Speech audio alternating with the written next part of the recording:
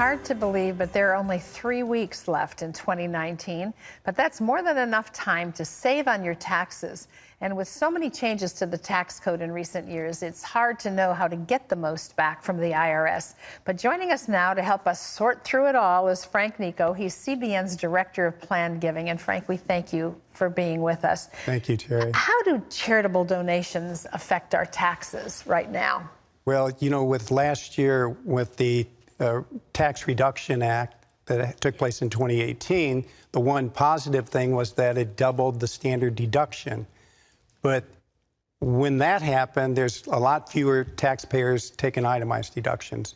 So I really classify the charitable giving either above the line for those taxpayers that take the standard deduction or below the line for those taxpayers that are itemizing deductions. So there's different gift types for each one. So what are the details of both of those? How do you know where you fall? Right. So those that take the standard deduction, which now is probably about 90% of the taxpayers, there's really only one really tax deduction they can take, and it's an above line. Now, what I mean by that, it's taken out of gross income. It affects the adjusted gross income. So that one, which is probably the most efficient way to give, is the charitable IRA rollover.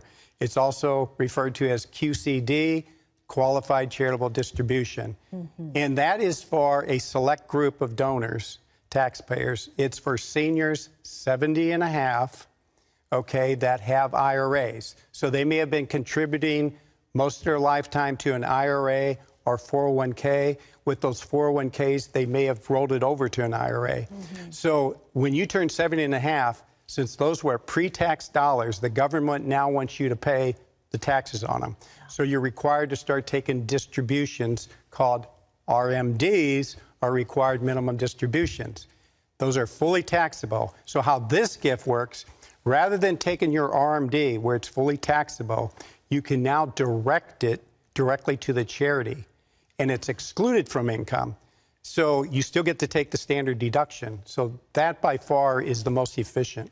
So what are some of the different ways for seniors to minimize their tax burden? Because I think everybody would like to do that, but they're not always sure how. Yeah. Well, for the other gift types, and there's several, I can talk about the donor advised funds, the stocks, and charitable gift annuities. But those are only now for those donors that itemize deductions. So let me start with the donor advised fund. Okay, so that is very easy to set up. And the nice thing about the donor advised fund, you have a sponsoring organization who is set up as a charitable 501c3.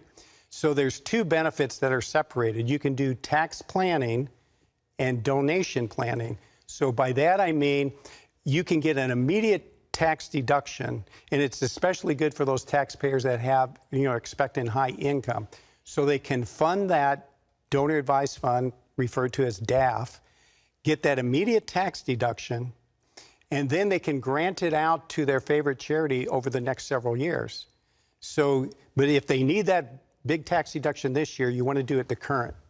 We have something at CBN called the Lasting Legacy Society. Right. What is that? Okay, the Lasting Legacy Society, that is for those donors that want to make a legacy gift, which means if they make a bequest, they want to name CBN or another charity in their will or living trust with some type of beneficiary designation, either a specific amount or a percentage of their remaining estate.